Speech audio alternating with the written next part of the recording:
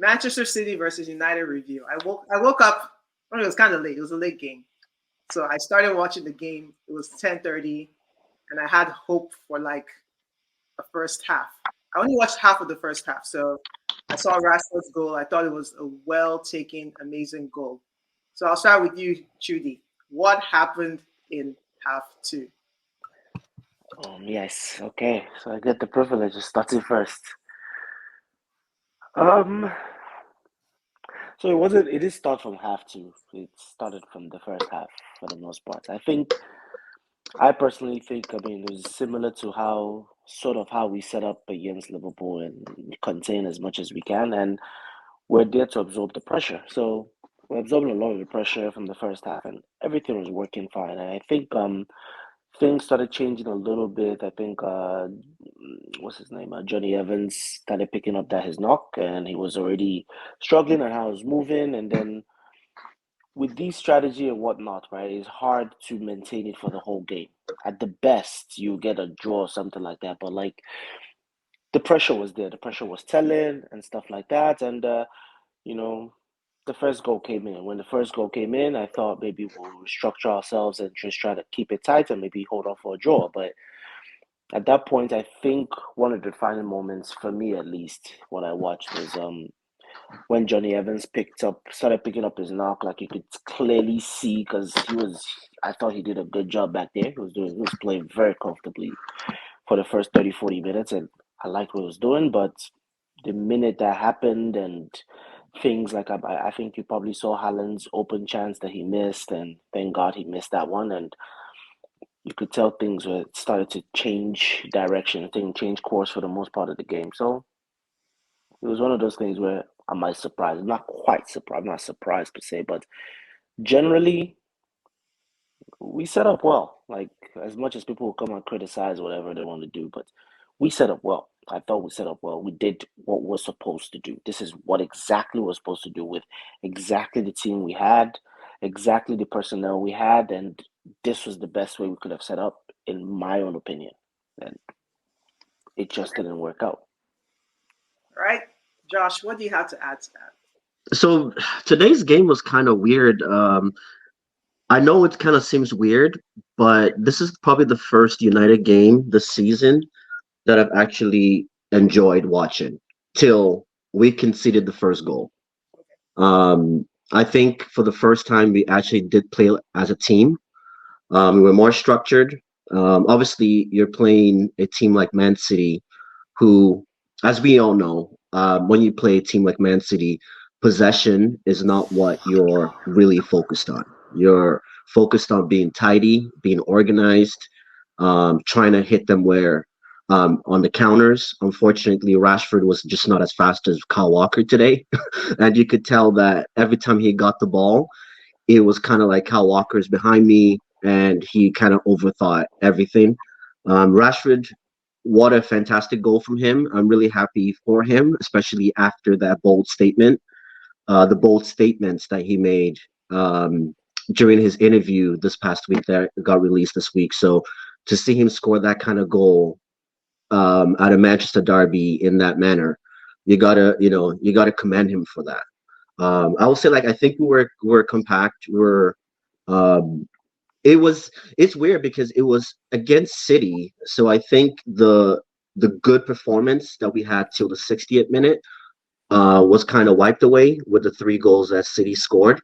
But overall, there was nothing apart from like I felt that it was more organized, but we've played this way all season. Whether it was Luton Town, Fulham last season, I mean last weekend, we've played this way where we just try to hit teams on the counter attack. We sit back.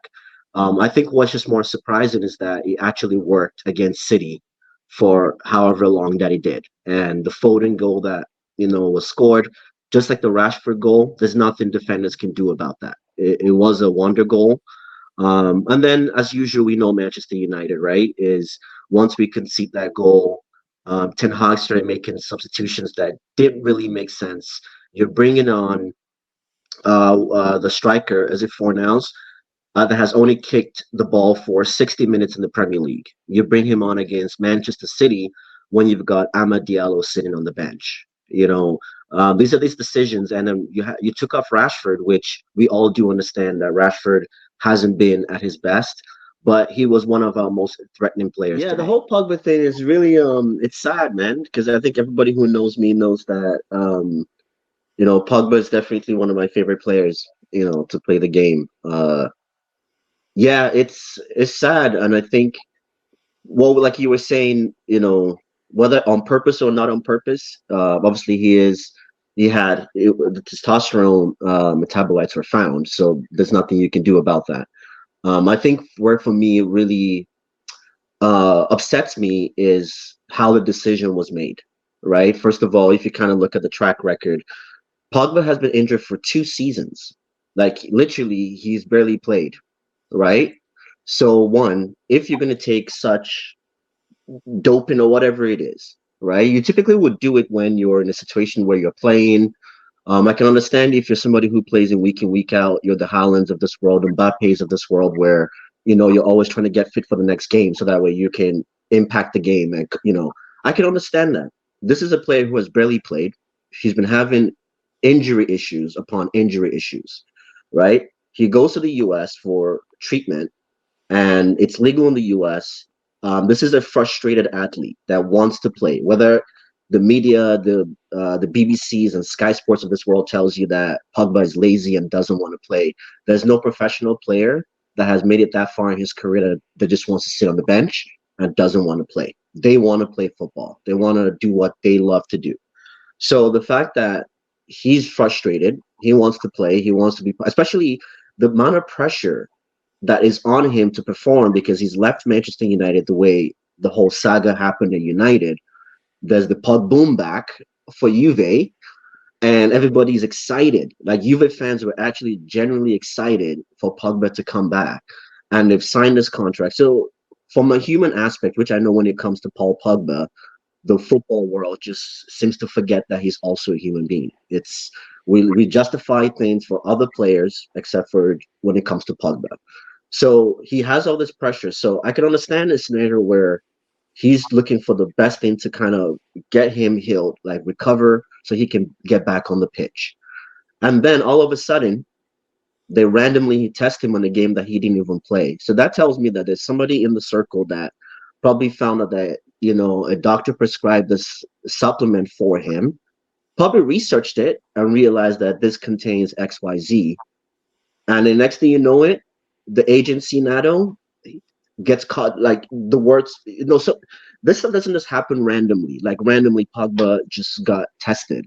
And then the fact that they gave him 4 years, what is the context? Nothing is ever black and white. Even in cases where you see the person with the gun, the glove, and everything, it's still not black and white. So why is it that in this case, it's all of a sudden black and white? It's all of a sudden, we don't care. We know he's guilty. Give him a 9-month ban. We have slap on the wrist. We understand that. But I think in the context in which it was done, I think it was very unfair. I think it's extreme abuse of judicial powers, whoever was making that decision. I think I agree with hoping that it gets reduced. So I guess I will amend my answer to say if he serves 4 years, then his career is over. But if he doesn't, then I don't think it's out of the realm of possibility that it could get reduced, because I was looking at a chart where they talked about other players in the past who've had like these kind of things, like who have been banned for finding substances in their systems, and they were all like 9 months, 14 months. Like 4 years is astronomical compared to what I saw on that chart, and so it seems extreme, basically. So hopefully, I mean, we know Pogba, right? So those of us that weren't even United fans, even though I said he shouldn't have gone to United, my thing about him not going to United in when did he go? 2016. I didn't want United to go for him because it was just simple. I didn't think they should buy him back because they sold him and like, eat your loss. Why are you paying 89 million for him again? But that move for him, and again it was Mourinho. That move for him made him probably more global superstar than he ever would have been in another location, right? So you saw people doing the dab, quote unquote, the hairstyles, everything. I feel like he was as close to a football superstar. Ronaldo is one in a different way. Doesn't really talk much, and he's not that. Messi's completely another. Messi doesn't even speak. So Yeah. Pogba was one of your more like, especially if you think about urban kids, like, oh, who do we know? Who do we like? It's Pogba that's going to be their role model. And then he won the World Cup. And then it was just like, he was just basically on top of the world Yeah. by that point. So he was one of the major superstars of football. And to see his career take this turn with all these things, like you said, all the negative things that people say about him, United fans, you guys turn against your players. Every team does that. We turn against our players once they leave. It's what happens. Like you see with It's just that United has the loudest voice, so yeah, that's why exactly. it's so It's easier when for we turn on our players, it's toxic. right. So yeah, I saw a statement from him saying that basically they're trying to wipe away. I'm going to summarize because I don't really remember what he said. They're trying to wipe away my legacy. So something along those Yeah. lines. And that's what will happen, right? If you think about Pogba after this, most people are going to remember him for this if they're not careful. So hopefully he gets that Yeah. reduced.